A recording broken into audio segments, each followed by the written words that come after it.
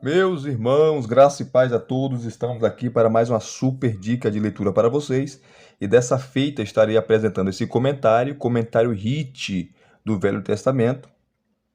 É o comentário em inglês, foi feito ali na Inglaterra, por vários irmãos de uma igreja local. E esses irmãos, eles comentaram todo o Antigo Testamento e também todo o Novo Testamento. E o custo dessa obra é zero, porque como eles não gastaram dinheiro com gráfica, ah, com editores, na época que esse material foi feito, foi traduzido, né? Ou melhor, eles comentaram o Antigo Testamento, porque a própria igreja, os próprios irmãos da igreja comentaram, versículo por versículo, capítulo por capítulo, tanto o Antigo Testamento como o Novo Testamento. Nessa obra aqui eu paguei R$ 23. R$ 23. E tem outros livros do Antigo Testamento que é 10, 12, 13.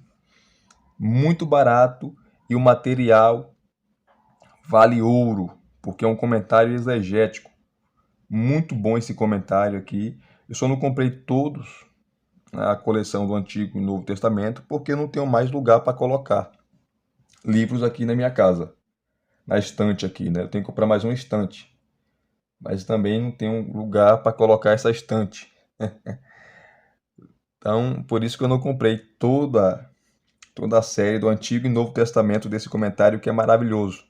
Então, o custo-benefício é zero praticamente, porque a própria igreja, próprios irmãos comentaram, tá? Eles não gastaram praticamente nada, porque os próprios irmãos da igreja que comentaram, tá? E esse material foi publicado pela editora Sã Doutrina, uma editora que ninguém conhece praticamente, né? Editora pequena. Eles que traduziram essa obra para o português e publicaram. E eu comprei esse material na livraria El Shaddai. Eu estou estudando, estou pregando sobre os profetas menores, tá? E esse material está me ajudando muito, porque eles comentam versículo por versículo, capítulo por capítulo, tá? Fala do contexto histórico, fala do contexto cultural. É um material maravilhoso. Todos os irmãos ah, têm tinha um curso de teologia, outros irmãos eram didáticos, né? No sentido de eles liam bastante obras. Teve irmãos que comentou a série desses comentários, ou alguns livros desse comentário, que aprendeu a falar hebraico sozinho, aprendeu a falar grego sozinho, só lendo, só estudando. Então é uma obra de peso, maravilhosa. E esse comentário aqui é o último comentário da série do Antigo Testamento, que é deixa eu ver aqui, volume 19, que é de Naum a Malaquias, tá? E abrindo aqui para vocês verem esse comentário, para não cansá-los, né? Que é o comentário hit do Velho Testamento, baseado na edição revista e corrigida de João Ferreira de Almeida de 2009. Está Phil Harding, ele comenta Naum, Abacuque, Sofonias, Ageu, né, e Malaquias. Zacarias, quem comenta é John Stubbs. Foi um missionário, tanto ele como Phil Harding foram missionários, pregadores, tá, e comentaristas dessa série. O John Stubbs, ele era inglês, e o Phil Harding, ele era galês, nasceu ali no país de Gales. Tá? A primeira edição dessa obra foi em 2014, tá? Uma obra muito antiga já, e quem editou, fez a diagramação e a publicação foi a editora Sã Doutrina, tá? Que tem todos os direitos autorais sobre essa importante e maravilhosa obra. Tá? Então esse volume 19, que é o último volume, que é de Naum a Malaquias, mas eles comentam todo o Antigo Testamento e todo o Novo Testamento. O Novo Testamento eu comprei 3, né? que eu paguei aí, paguei nos três, R$ 45. Romanos, 1 Coríntios e 2 Coríntios. Aí você pode perguntar, mas é uma obra tão barata assim, será que é boa? Meu irmão, se não fosse boa, não teria comprado. É maravilhosa, exegética. Muito, esse comentário aqui é melhor do que muitos comentários. E esse comentário aqui, tá? Para mim, é melhor do que aquele comentário, do que aquela série de comentários de Esperança. Para mim é muito melhor. Aquele comentário de Esperança é muito mais caro, mas essa obra aqui, tá? É muito melhor. O conteúdo dela é muito melhor do que o comentário Esperança. Essa é minha opinião. Apesar que o comentário Esperança só comenta o Novo Testamento. E eles aqui, série de comentário HIT, comenta tanto o Novo como o Antigo Testamento. Então é um comentário fantástico, maravilhoso. Tá? E prosseguindo aqui, aqui é o índice geral da série. Vou mostrar para vocês o índice geral da série. Volume 1 é Gênesis e assim sucessivamente até o último volume, que é esse. Volume 19 é de Naum a Malaquias. Tá? Essas abreviaturas são as versões da Bíblia que eles vão usar, ou eles usam, ou usaram, né? Tanto a versão brasileira, né, como a versão inglesa. A Almeida Revista e Corrigida, versão Almeida Revista e Atualizada, Almeida Trinitariana, versão revisada, versão da imprensa bíblica brasileira, versão edição brasileira, nova versão internacional, versão Matos Soares, versão a Septuaginta do Velho Testamento grego, tá? E assim sucessivamente. Ok? Aqui está o prefácio, a edição em inglês, tá? O prefácio, a edição em português. Aqui falando dos autores, Phil Harding, que comenta Naum, Abacuque, Sofonias, Ageu e Malaquias, e John Stubbs, que comenta Zacarias. Phil Harding, ou Philip Harding, comenta só Naum, Abacuque, Sofonias, Ageu e Malaquias. John Stubbs comenta Zacarias, tá? Dois pregadores, missionários, que fizeram trabalhos magníficos, inclusive comentando aqui nessa série de comentários HIT. Aqui está um índice desse volume, de Naum a Malaquias, e no final aqui tem um apêndice sobre o período intertestamentário, tá? Excelente, excelente. Deixa eu correr aqui. Aqui começa o comentário, né? Comentário de Naum. Aqui começa. Vamos dar uma olhadinha nesse comentário aqui que eles fazem de Naum. Primeira introdução, que é fantástica, que eles fazem. A introdução sobre Naum. Falando do contexto histórico, contexto cultural, tá? Quais foram os contemporâneos desse profeta, lembrando que Naum, ele profetizou a queda de Nínive, tá? Do Império Assírio, que de fato caiu, se arrebentou toda, né? Os assírios eram muito maus, cruéis, perversos. No livro, Naum vai citar sobre isso, sobre a sua destruição iminente. Aqui está a introdução do livro, tá? Depois da introdução do livro de Naum, ele vai falar sobre o profeta Naum. Excelente também. Sobre o profeta. E eu vou mostrar para vocês aqui, tá? Deixa eu aproximar aqui a câmera.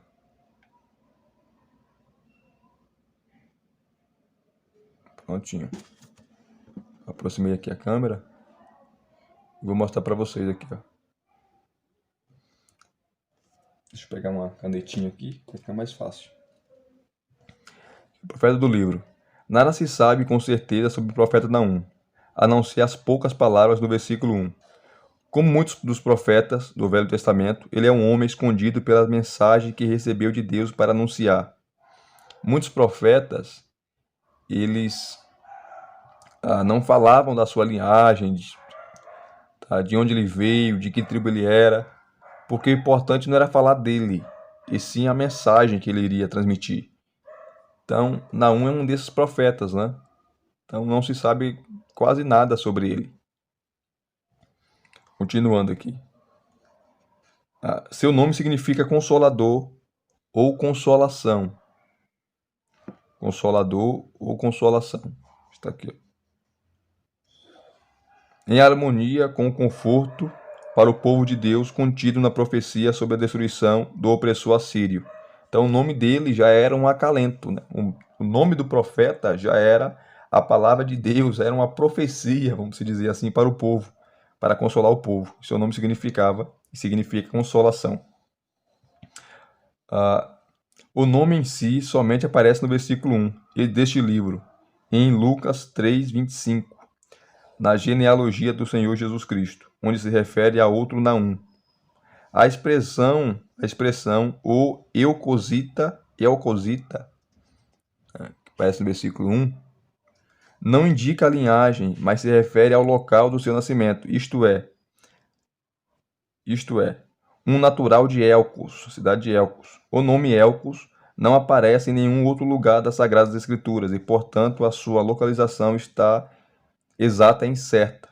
Três sugestões são apresentadas, aqui ele dá. Tá? A primeira sugestão que ele dá é uma tradição recente adotada por alguns escritores modernos. Olha só o nível desse comentário, gente. Eu paguei R$ 23. Comentário de peso, exegético, fantástico, maravilhoso. Estou usando muito ele para pregar sobre os profetas menores.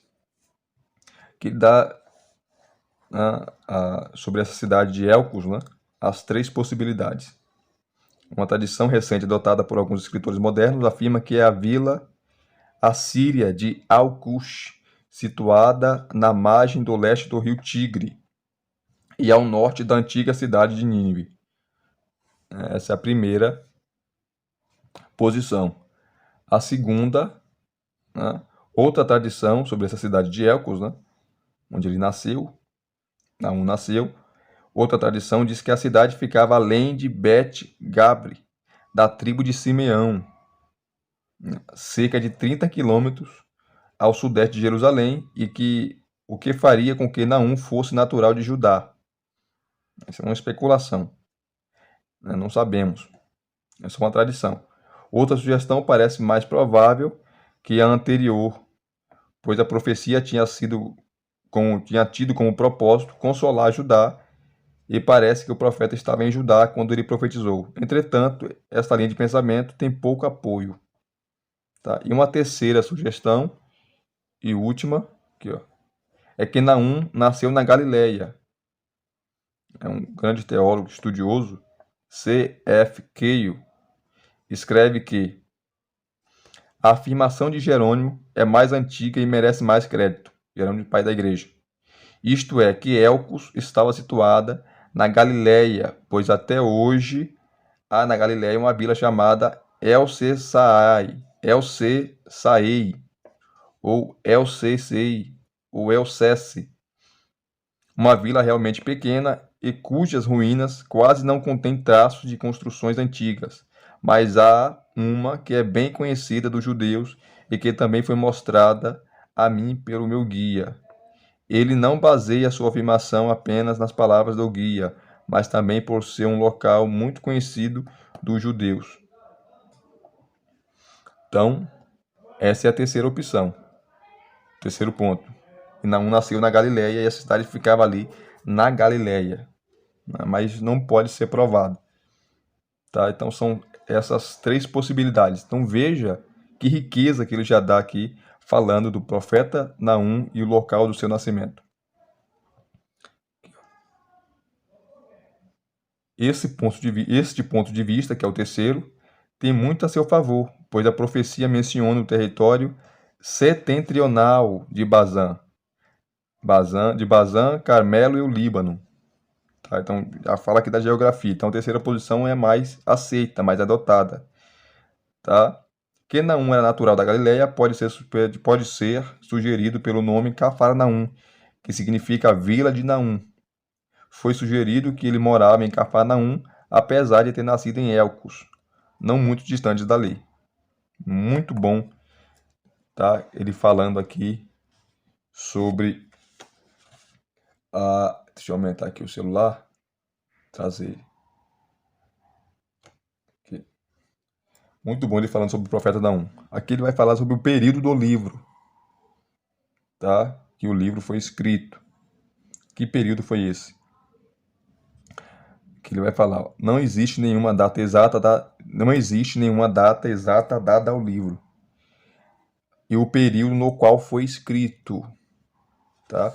Deixa eu mostrar de novo aqui, dar um zoom.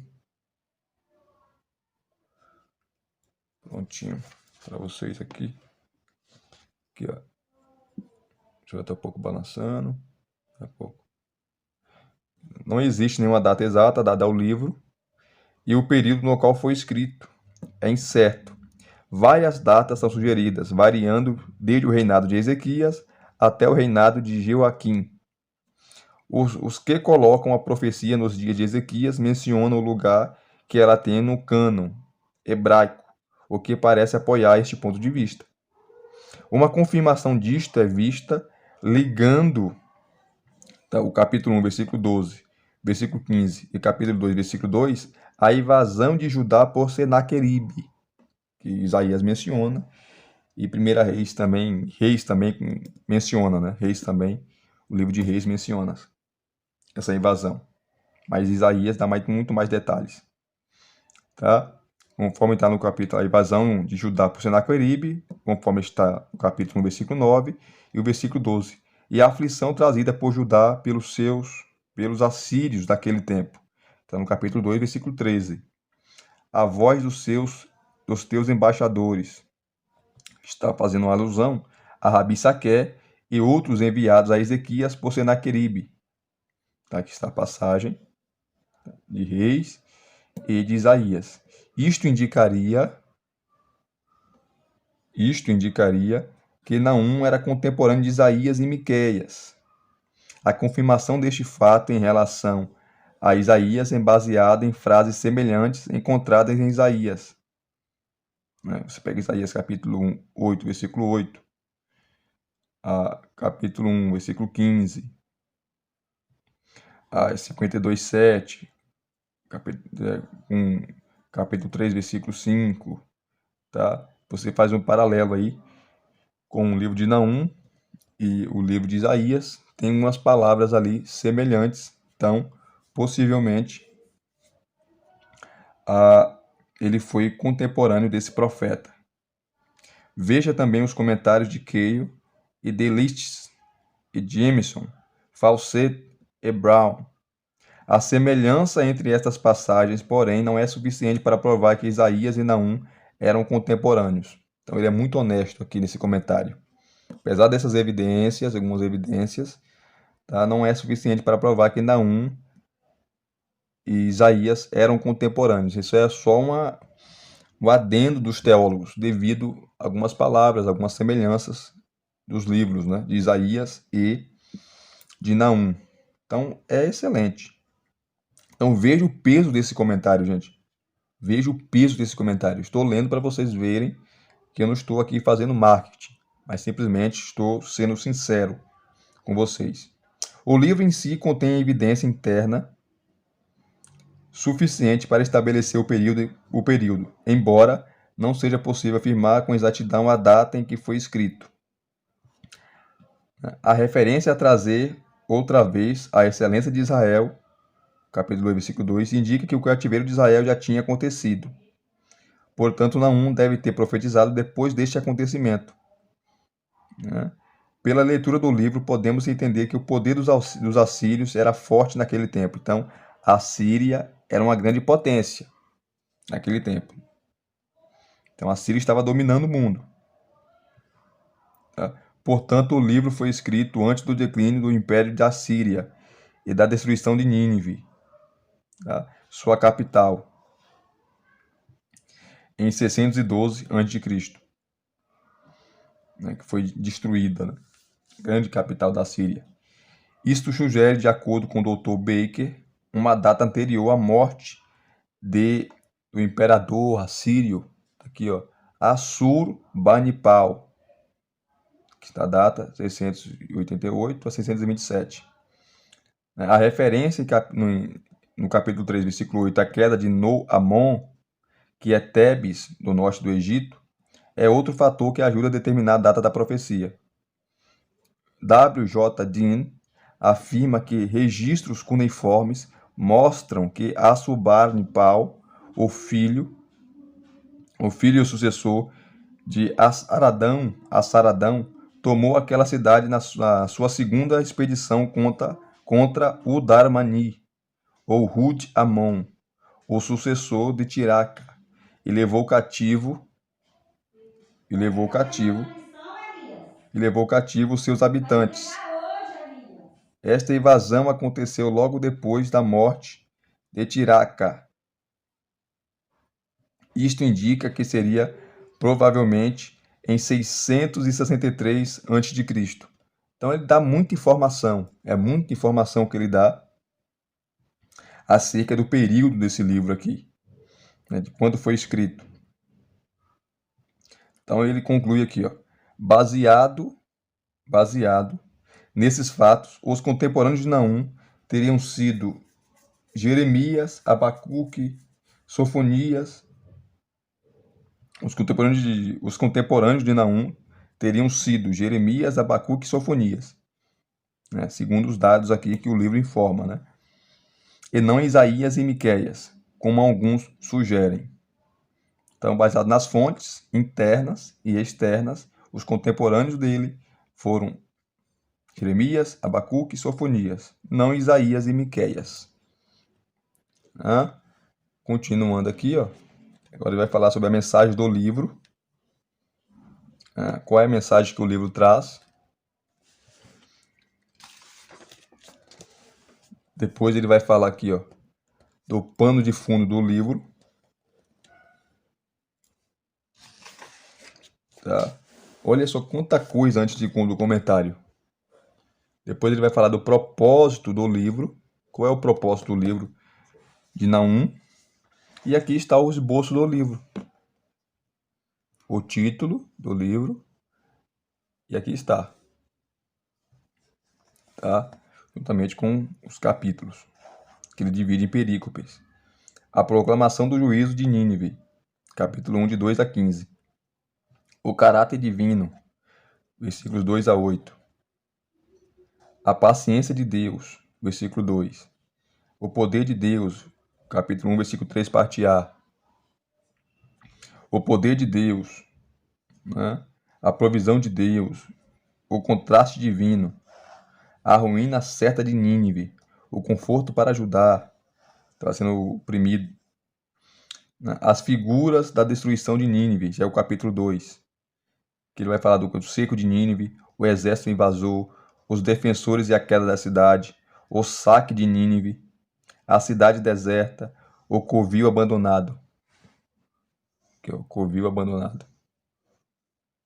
Excelente, deixa eu só dar uma afastadinha aqui. É o zoom do celular, a câmera. Pronto. Aqui é o capítulo 2.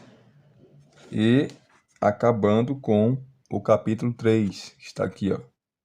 As razões para a destruição de Nínive. Então é um comentário maravilhoso. Tá? Vamos ver aqui. E aqui começa os comentários. Tá? Naum capítulo 1. Tá? O título do livro, versículo 1. A proclamação do juízo de Nínive. O caráter divino. Ele começa comentando a primeira, que é a perícope inteira, né? Versículo 2 a 15. E aqui ele vai dividir em subdivisões, né? O caráter divino, versículo 2 a 8. Que a paixão de Deus, capítulo 1, versículo 2. A paciência de Deus, versículo 3. E ele vai comentando versículo por versículo. Olha, são comentários extensos, gente. Extensos, exegéticos, hermenêuticos, usando contexto histórico, cultural e fazendo aplicações para os nossos dias, os dias odiernos. Então é um material de peso, tá? De peso mesmo. Eu gostei muito desse comentário, é um comentário fantástico e muito melhor do que vários comentários aí de nome, né? Que tem nome, quando você compra o comentário e você vai ler, são comentários pobres, escassos e não tem quase nada. Aqui está, provisão de Deus, versículos 7 e 8 do capítulo 1. Então, o contraste divino, versículos 9 a 15. Continuando. A ruína certa de Nínive, versículos 9 a 15. A ruína certa de Nínive, versículos 9 a 11, na verdade, né? 9 a 11. E assim ele vai trabalhar todos os livros dessa série. Todos os livros dessa série ele vai trabalhar. Todos. Que é o capítulo 2, tá? Que é o cerco de Nínive, como será o exército invasor, versículos de 1 a 4, onde no versículo 4 ele vê os carros como relâmpagos pelas ruas, correndo, né? Falando da destruição iminente e rápida de Nínive. E assim sucessivamente. Então, é um comentário que vai comentar versículo por versículo, capítulo por capítulo, parte por parte, usando a exegese, a hermenêutica, contexto histórico, cultural, por que escreveu, para quem escreveu, quais os motivos para aquele escritor, o autor, escrever o livro, e assim sucessivamente. Então, toda a série trabalha dessa forma que eu mostrei para vocês, né, sobre o livro de Naum. Toda a série, tanto a série do Antigo Testamento, como a série do Novo Testamento. Ok? E se vocês gostaram de mais uma obra aqui no canal, deixe aqui o seu like, né? Deixe os seus comentários, comentem se vocês gostaram, se vocês não gostaram. Se você não é inscrito no canal, se inscreva no canal e depois de se inscrever, acione o sininho para receber, o sininho para receber todas as notificações. Muito obrigado pela sua disponibilidade, pelo seu carinho, pela sua atenção. Divulgue esse canal para os seus colegas, para os seus amigos, para aqueles que gostam de uma boa teologia, de bons livros teológicos e acadêmicos. Graça e paz. Até os próximos vídeos.